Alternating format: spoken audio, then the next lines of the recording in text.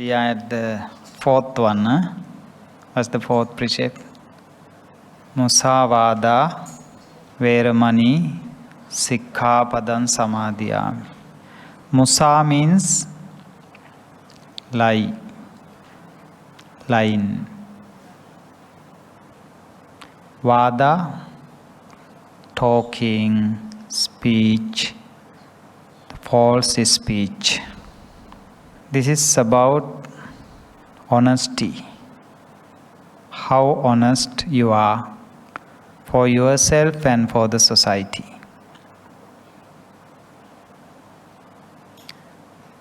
How affect the society, relationships, environment because of lying.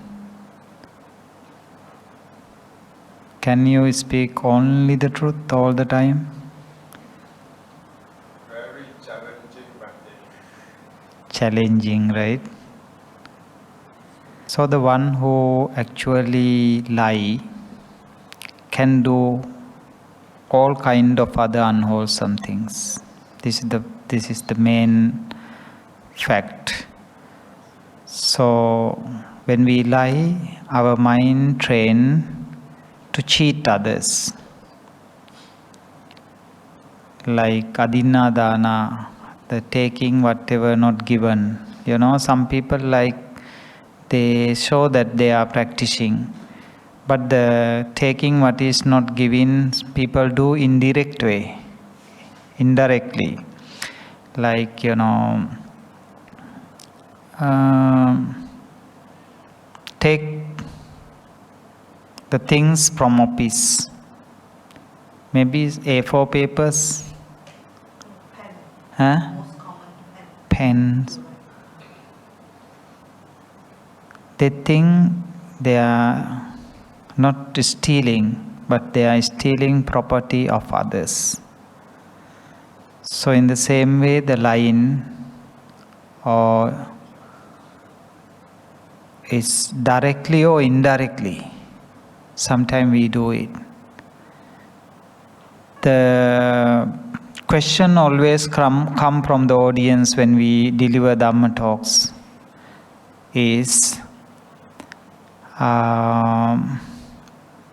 there are some situations, if we tell truth, it will cause for big problem, harm. Therefore, we have to lie. Is it correct or not? They ask, you know. If you lie for one thing, then you have to cover that liar, telling so many lies. So, honesty is very, very important for our practice. Most of time people lie themselves. That means they are not honest. They cannot show that they show to the world that they are honest, but inner is not pure. It's not clean.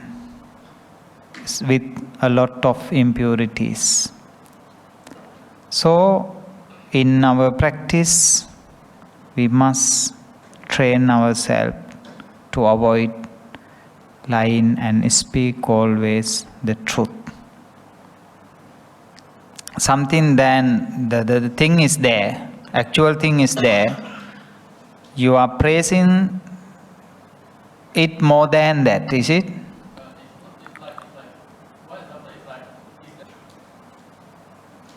Actually, there is one sutta in Samyutta Nikaya, something that Buddha did not conclude, but the Buddha was thinking whether a country can govern without killing, without lying. Just thinking only. The Buddha was just thinking. Actually, this sutta attracted me a lot. The Buddha did not conclude it because the life in this world, the worldly life, if something actually very difficult to find what expected in the spiritual way. This is why the Buddha said, Anyahi labhu panisa, anya nibbana gamini. The path to the nibbana is a one way. The path to accumulate wealth, dealing with the material things, is another way. They diverge. Yes, two ways.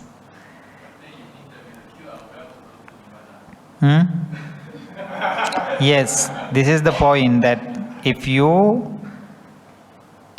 know, as you say, in your business, marketing, your career, and your normal life, if you have to do it, that means you are following that path. The material success, material achievements, and make the situations comfortable for some people by telling lies and all this. And this is another path actually. But if you want to follow the path to Nibbana, you are not caring. You are not caring about all these. Why? You no need to involve with those things. You must be honest with yourself. Yes, that's why I say you are on that path. Yes, you are on that path, but people on the other path, other way, material way, they do this. It is not approved by the Buddhism. That means, I just say, the people who are doing all those things because they are not following the path for liberation. Exactly. Yes. Why people are Lying sometimes maybe advantage your situation, make advantages for your situation, but finally, for short period, but finally it will be conquered by the truth. Yeah. If you are telling lies, you are not hurting people. It's okay. Okay. Put this way. Again, I back to the same statement given by the Buddha. Anyahi labhu panisa, anya nibbana gamini. One who is practicing the bodhisattva life. Okay. The bodhisattva life means the life directed towards the liberation. Okay. They speak truth, live with the truth, and become honest to themselves and to the society, regardless of even their life. So, when we come to the monastic training, the lie is that we practice that precept in that way. That means we don't tell even a small thing. If it is lying, we don't speak, even though because of that word, if someone take our life, we don't care about that. The bodhisattvas, we all bodhisattvas because we are training towards the liberation. Okay? So we don't, what happened to us, we don't care. But we still stand with the truth. Okay? Come to the lay life. 5 precepts. Okay? 5 precepts. Why we again and again observe 5 precepts? You go to any ceremony, you observe 5 precepts. Any puja, you observe 5 precepts. Why? There is possibility to break it even though you observe. Maybe there are some situations, willingly or unwillingly, you break the precept. Okay? So that means in the society, while you are living with the material achievements, there will be such thing. But the Buddhism, according to Buddha's teaching, we always encourage lay people to protect the precept. To protect the harmony in the society. Okay? So Buddhism never encourage you to do such thing. Okay? But the Buddhism can decide, label you, either you are practicing towards the liberation or you are practicing towards your material achievement. That's all. Okay? In your case, maybe it is good. You know, you are not harming the government, you are no purpose to harm anyone else. Yes, it is something related to your job. You are doing it, no harm to the society. But your inner, your mind, your spiritual part is still telling you you are cheating. You are cheating directly or indirectly. So you will have some repenting and worries, remorse in your mind. You know.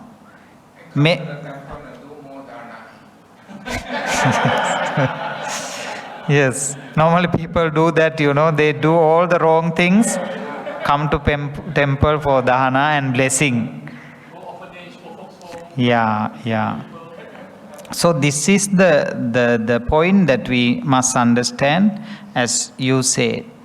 So you are, even though you didn't care about your income, even you lose your a big amount of income, you decided to resign the company because the company encouraged you to do some unwholesome things, or if you are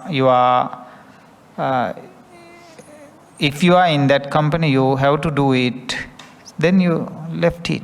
So that is why I say Buddhism, through the Buddhist teaching, we can label you.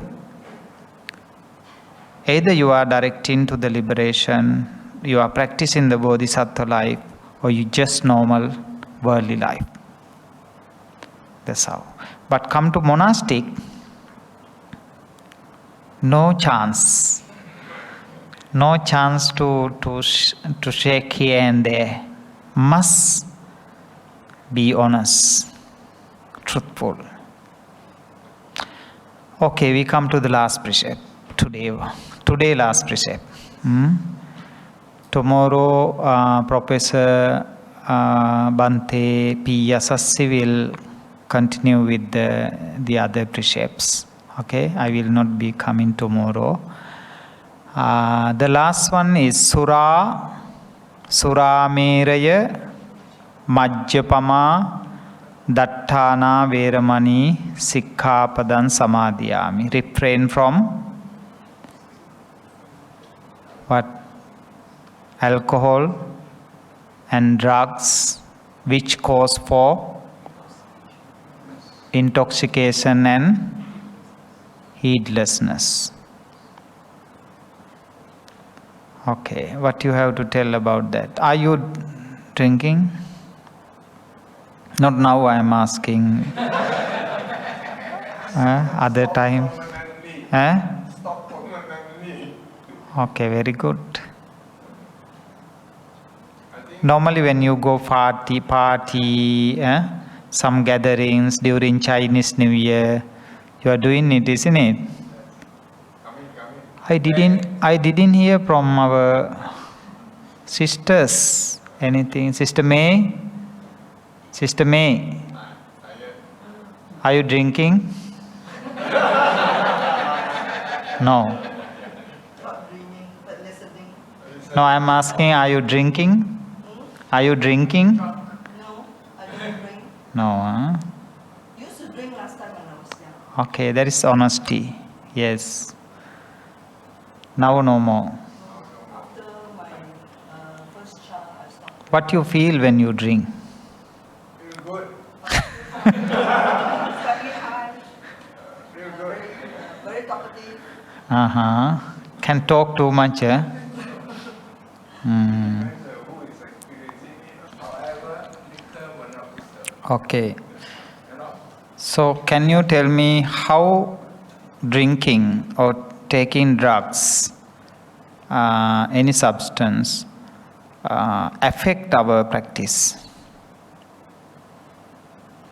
Can you go into jhanas with liquor? Have you experienced to go into jhanas with the liquor? Cannot, huh? You need a clear mind to enter the Jhana is stillness of the mind. So now, initially we came to know that the path, Sila, Samadhi, Panya. Silang vina kuto Samadhi, without Sila, no stillness, no tranquility in the mind. Without tranquility, Samadhing vina kuto panya, no insight wisdom. It's difficult to open the insight wisdom without tranquility of the mind. So, can you anyone tell me how affect our practice when we take alcohol or any drugs? Biologically, what is happening in the body? For example, when liquor,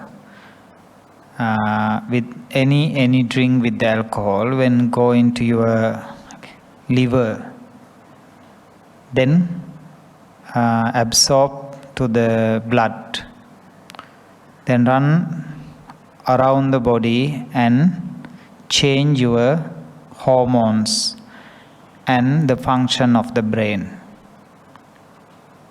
Some people say actual people can see when they drink, when they drunk, you know. The other, all the time people remaining covering their actual behavior. But when they drunk, the actual nature coming out. However, you know, biologically, this is the process. So, the natural function of the brain change. When natural function of the brain change, then what kind of things can lead the drinking or taking drugs, how lead towards other unwholesome things. This is the fact that we have to pay attention. Because people who take alcohol, from there they can lie, you know, they can kill. There are some stories of the Buddha's previous life. One king, every day he wanted to eat meat. Every day he used to drink alcohol. When he drink alcohol, he wanted to eat meat. Because of mistake of his wife, the chef did not cook the meat one day. Then the king asked the chef to come, asked what's the cause. Then he said, because of your wife, I couldn't make it. Then the king called the wife. She came to him with the baby holding, just born baby. Because of the biological changes happen within his brain, he even forgot, he even lost his control because of too much anger. And he took the baby, throw up and used his sword to kill the baby. So this kind of things, maybe in Malaysia, maybe within your culture, you seldom hear this kind of things. But many poor countries, people when drunken, they do this kind of unwholesome things. Killing, fight, conflicts, come back home, we call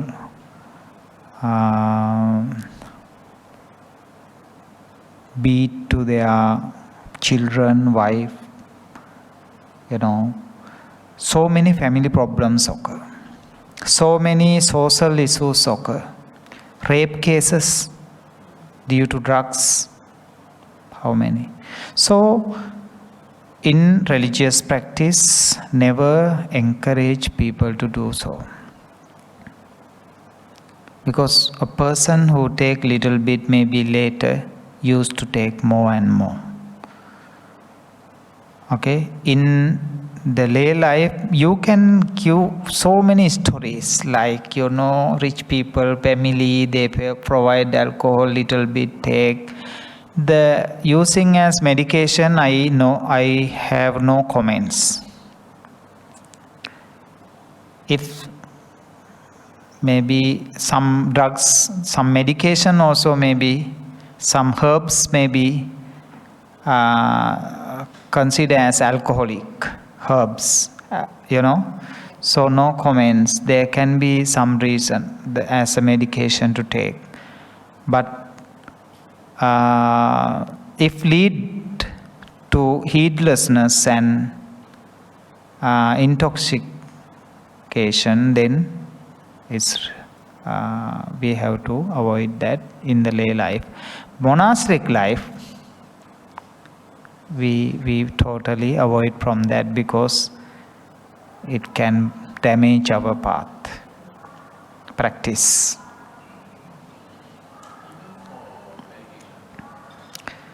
Medication,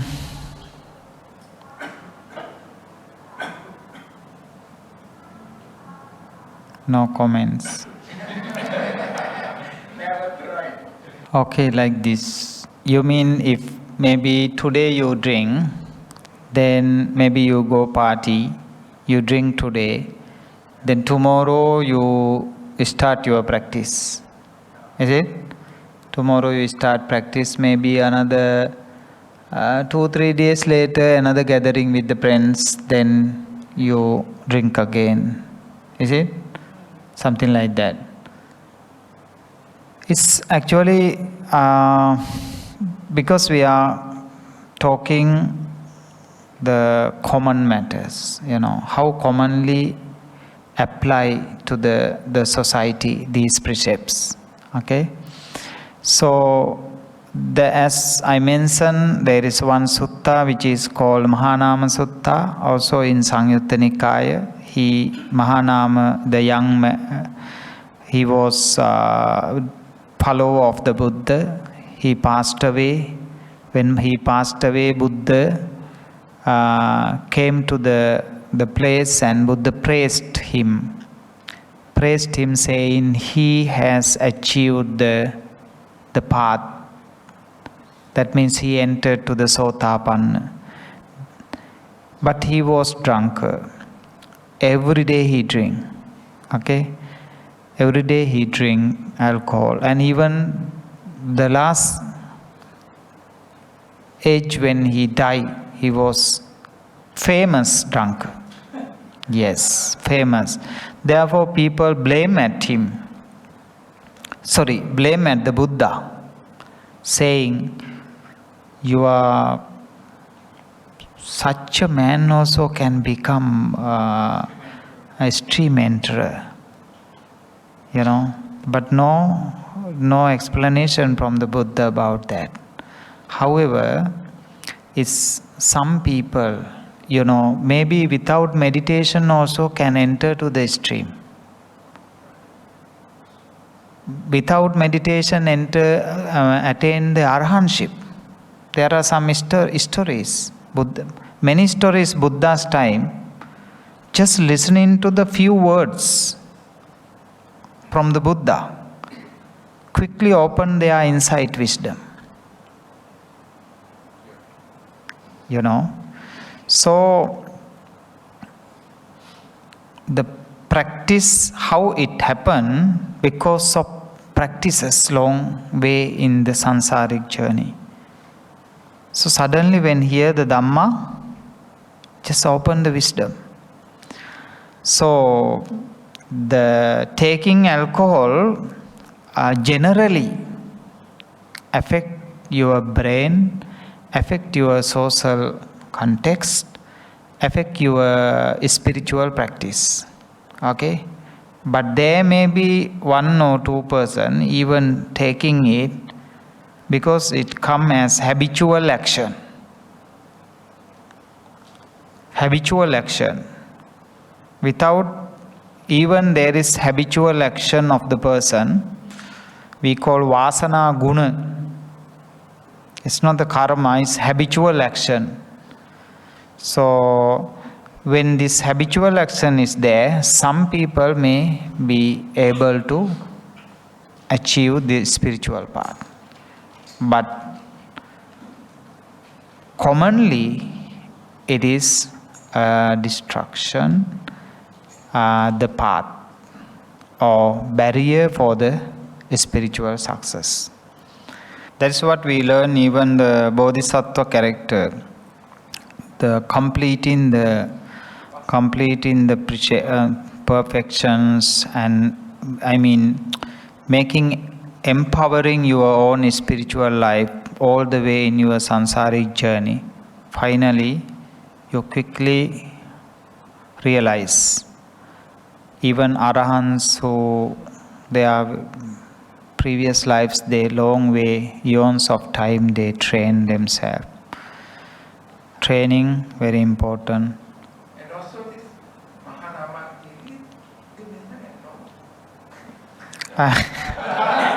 I am not sure. Yeah. But he is famous as a drunkard. The drunkard passed away, but nobody knows that he attained to the Sotapanna until he passed away. So there is no time indication when he attained to it. Actually, drinking is, when we deeply refer to the Buddha, our suttas and all this, is not a unwholesome thing that bring you to the hell. But the problem, it bring you to other unwholesome things, lying, killing, sexual misconducts, all these, and you make harm to the society. From there, it become an action that cause for you to go to the hell. Change your path. What he said, it is linking with that. We don't know really whether he was drinking all day, or just he is just famous as drunkard. He is taking alcohol every day, but maybe a period, a time when he went to temple, his mind was very clear. He listened to the Buddha. Then he opened his insight wisdom. Because it's just only a case study, for this matter. However, within these 7 days, no alcohol. Okay? Alright, I'm going to finish my discussion today. So we hope after this novitiate program, you all can go to society and teach the people around you.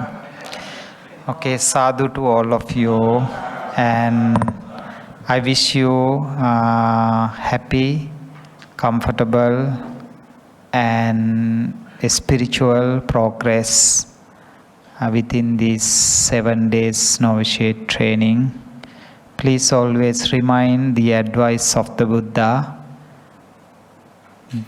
Sannipatitanang vo bhikkhave dvayang karaniyang dhammi va kata ariyo va tunni bhuta.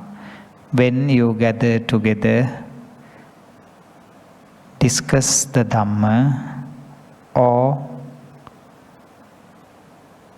maintain the noble silence.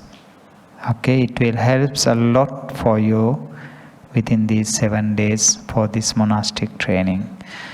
Sadhu, sadhu, sadhu.